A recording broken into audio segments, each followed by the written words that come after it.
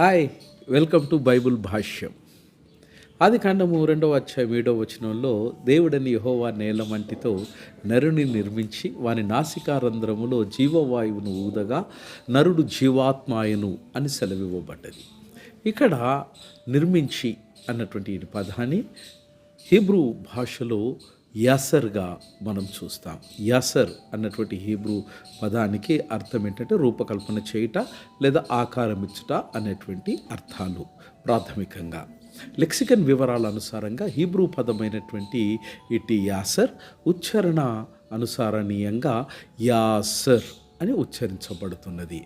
ఇది మూలధాతు అయినటువంటి యా స ర్ అనేటువంటి 3 పదాల యొక్క సమ్మిళితం. అయితే ఇది పదవర్గంలో ఇది క్రియాత్మకమైనటువంటి పదంగా మనం నేర్చుకుంటాం.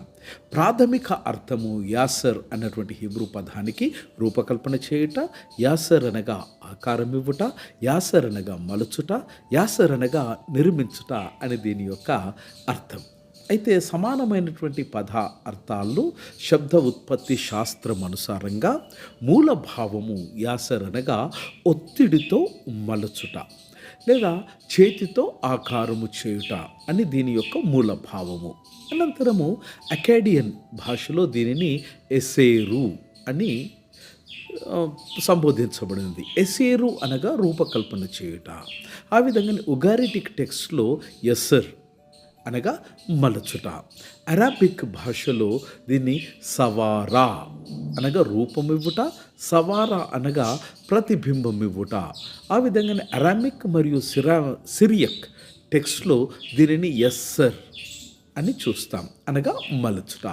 అర్ధ పరిధిలో కుమ్మరివాడు కుండ చేసే పని యొక్క నైపుణ్యముతో దానికి ఆకారం ఇవ్వడం లేదా మలచుట అన్నది దీని అర్ధ పరిధి యొక్క భావార్థం. పరిశుద్ధ గ్రంథమైన బైబిల్ యొక్క వినియోగములో యాసర్ అనే హీబ్రూ పదము రమారమిగా 65 సార్లు ఉటంకించబడినది. ప్రధాన సందర్భాలలో